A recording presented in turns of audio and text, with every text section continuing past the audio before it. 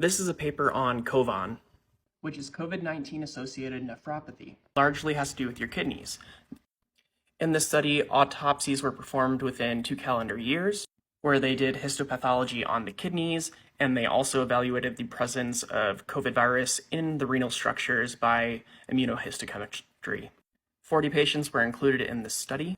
COVID was found in the renal structures, including the endothelial cells, the tubular cells, and the podocytes, and caused acute changes within the parenchyma, which is the connective supporting tissue, including endotheliitis, which is a response within the endothelium of the blood vessels, glomerulitis, which is inflammation of the tiny filters in the kidney, and expansion of the mesangial matrix, tubulitis, capillaritis, arteriitis, thrombosis, and hemorrhages, which is swelling, bleeding, and clotting within those kidneys. Now, importantly, while signs of chronic injury was present in most patients, neither acute nor chronic changes showed a correlation with time from symptom onset to death, which is very encouraging because it means that these changes, in terms of tenatogenesis, a fancy word for structural or functional deficits, is unlikely to be the cause of your death, but it can result in chronic kidney disease in the future.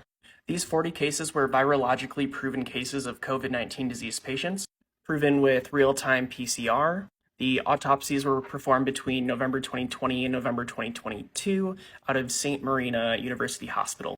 23 were male, 17 were female, the average age was 68 years old, and the mean duration of symptom onset to death was about 15 days. So 13 patients, about 1/3 of them had thrombotic events. These are those blood clots which show up here in the deep purple. So there, and there in those kidney slices. With the majority of patients having chronic renal disease, interstitial inflammation being one of the most common amongst the patients, in addition to interstitial calcium deposits being a common symptom within these patients. So I believe this means kidney stones being a common occurrence. Now, on immunohistochemistry, COVID proteins were positive in multiple renal structures with diffuse positivity across the structures, so it was sort of widespread over many different areas.